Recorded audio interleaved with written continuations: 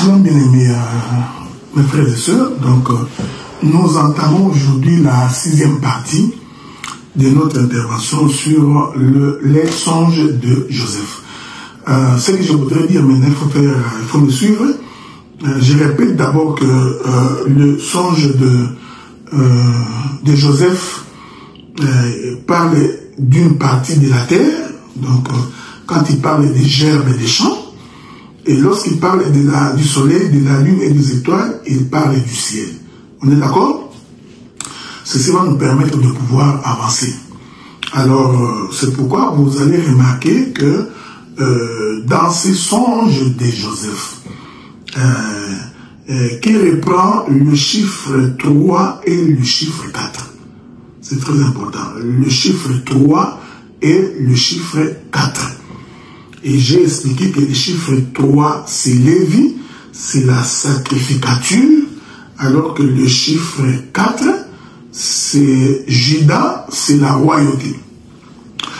Ok? C'est pourquoi vous allez remarquer que lorsque les rois ont commencé à exister en Israël, le premier roi, c'est Saoul, le deuxième roi, c'est David, et le troisième roi, c'est Salomon.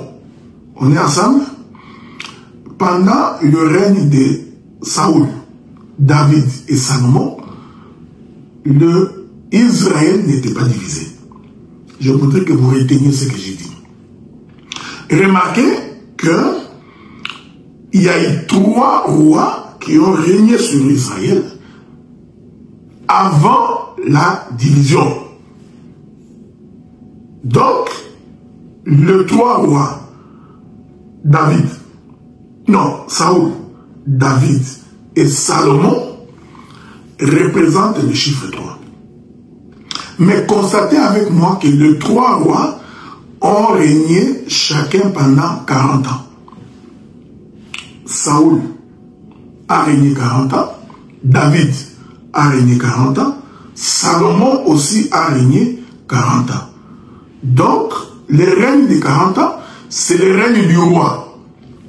En d'autres termes, dans le règne de Saoul, David et Salomon, nous retrouvons le chiffre 3, qui est le chant, qui est le songe de Joseph, reprenant la partie terrestre.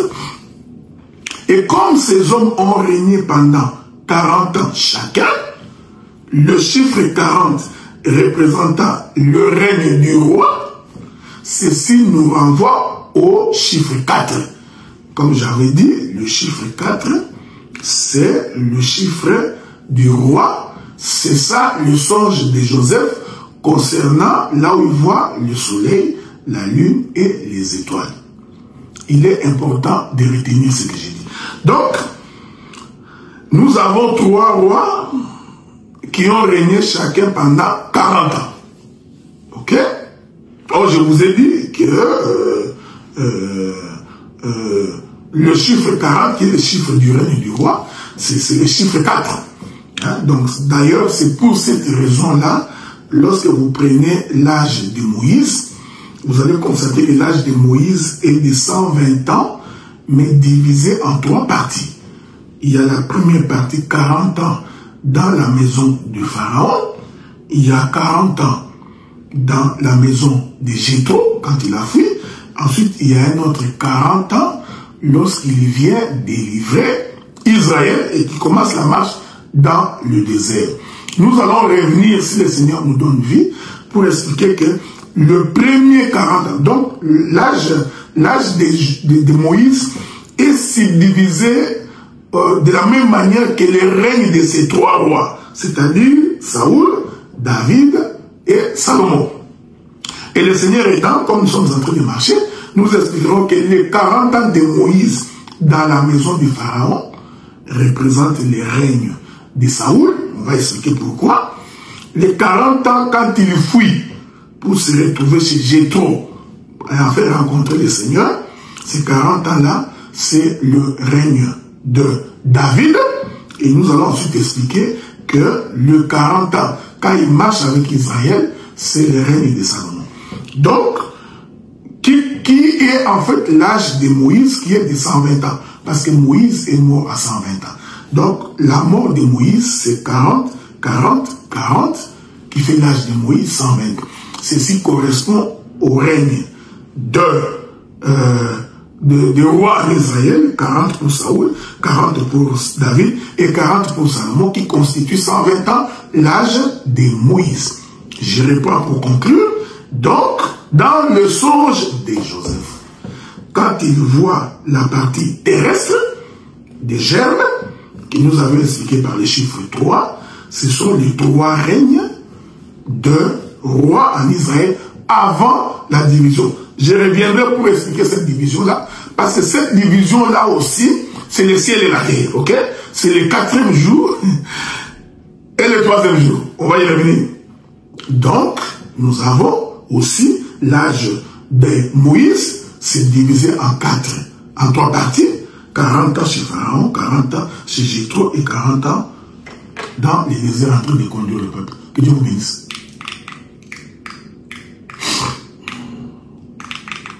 Que la paix de Dieu soit avec vous. Nous avons fini notre intervention d'aujourd'hui et nous croyons que le Seigneur est là, nous reviendrons. Ok, merci. Paix et grâce chez vous, que la paix de Dieu soit avec vous et que Dieu vous bénisse. Nous commençons la 7e partie de notre intervention sur les songes de Joseph. Il est important de vous rappeler que nous irons jusqu'à la 20e partie probablement.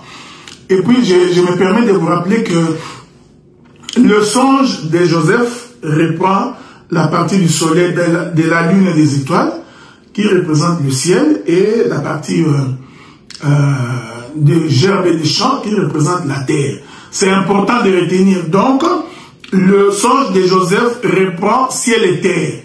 Ça reprend le premier verset de la Bible. Au commencement, Dieu créa les cieux et la terre. Ok? C'est ça le songe de Joseph. Ainsi, remarquez, je n'ai pas oublié que j'étais en train de parler sur les règnes de Saoul, de David et de Salomon. Je vais arriver là-bas. Mais remarquez que lorsque Dieu voulut créer l'homme, il va rassembler ces 2 songes. Hein? La Bible dit, il rassemble la poussière de la terre. Donc, c'est la partie terrestre. Après avoir rassemblé la poussière de la terre, l'Éternel, comme esprit, va souffler. Donc, le souffle de l'Éternel, c'est le ciel. Donc, même la composition d'Adam reprend donc ces 2 éléments. Adam est composé de la partie terrestre et de la partie céleste. N'oubliez pas que la chair qui est ici représentée par la partie terrestre est toujours en opposition avec la partie céleste qui est spirituelle. C'est pourquoi la Bible dit que la chair est faible, mais l'esprit est bien disposé. Donc, le songe de Joseph, c'est la création du ciel et de la terre. En d'autres termes, le ciel et la terre, c'est Adam. Voyez-vous? Le jour où le Seigneur permettant, nous allons répéter comment Dieu crée Adam plusieurs fois jusqu'au 6e jour. Donc, en créant Adam, Dieu a répété la création du ciel et de la terre. Voilà pourquoi quand on est enfant de Dieu, on a la partie terrestre et on a la partie céleste. La partie terrestre va retourner dans la poussière de la terre et la partie céleste va rentrer au ciel. On est d'accord? La partie terrestre, c'est cette incapacité de la chair de vivre la parole. L'incapacité de la chair de vivre les choses de Dieu, c'est cela la partie terrestre. Maintenant, regardez. Le frère Saoul règne, David règne, Salomon règne. 40 ans, 40 ans, 40 ans. 120, qui est l'âge de l'homme. Je vais revenir dans ma prochaine vidéo. Mais remarquez qu'après la mort de Salomon, le royaume ou le royaume d'Israël va être divisé en 2 parties. Je voudrais dire, cette subdivision du royaume en 2 parties, c'est le songe de Joseph. Pourquoi? Parce qu'après la mort de Salomon, le royaume va être divisé parce que Dieu avait fait la promesse à Salomon que s'il marche selon la voie de son père, Donc, il ne manquera pas de successeurs sur son trône. Alors, quand Salomon meurt, le royaume se divise en deux. Nous avons la partie du nord, qui était composée des 10 tribus, et c'est dans cette partie-là qu'est régné Jéroboam. Et nous avions la partie du sud, qui était gérée par Juda et Benjamin. C'est très important. Donc, nous avons d'un côté 10 tribus, et de l'autre côté, 2 tribus. C'est important de retenir ce que je dis. La partie où il y avait 10 tribus, c'est la partie où Dieu n'était pas. Pourquoi? Parce que le temple de Jérusalem, là où Dieu a inscrit son nom, s'est trouvé dans les territoires de Juda et de Benjamin. On est ensemble.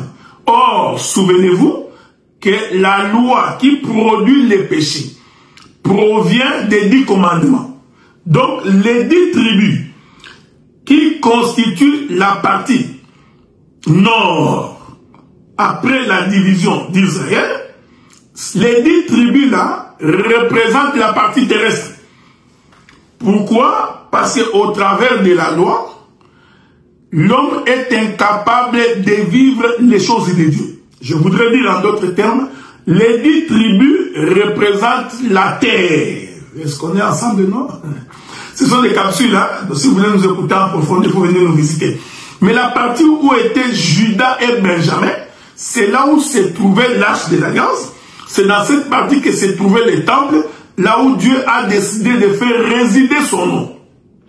Nous comprenons que la partie de Juda et de Benjamin va donc constituer la partie céleste. Je reprends. Juda et Benjamin, là où se trouve le temple, là où le nom de l'Éternel s'y trouve être inscrit, là où la promesse a été faite qu'il ne manquera pas de successeurs, cette partie-là représente le ciel, c'est-à-dire le soleil, la lune et les étoiles. La partie de Jéroboam, où se trouvait Bethel, avec les 10 tribus, les 10 représentant la loi, représente donc la partie terrestre, parce que la loi n'a pas produit la vie. Que la paix de Dieu soit avec vous, c'est ce que j'ai voulu partager avec vous pour aujourd'hui. On se fait rendez-vous très prochainement. Merci beaucoup.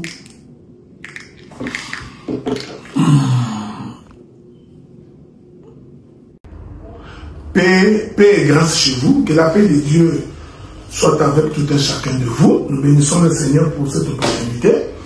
Nous entamons la 8e partie de notre intervention sur le songe de Joseph. Un petit rappel pour que nous nous retrouvions. Donc, le songe de Joseph explique le 4e jour et le 3e jour. Le 4e jour comme étant Juda, le 3e jour comme étant Lévi, en fonction du fait qu'il a rêvé le ciel et la terre. Donc, les gerbes des champs et les luminaires. C'est OK? Alors, la Bible dit qu'un jour, lorsque Abraham revenait de la guerre, et il prit avec lui les butins, et pendant qu'il venait, il croise Melchisedec. Et l'Écriture dit, il prit la dîme du tout, et il remit à Melchisedec. La Bible présente que Melchisedec était roi de Salem, et il était sacrificateur du Dieu très haut. Je répète, Melchisedec, auprès de qui Abraham a donné sa dîme, était roi de Salem et il était sacrificateur du Dieu très haut. Je voudrais le dire en d'autres termes, Melchisedec était Juda par le fait qu'il est le roi. On est ensemble.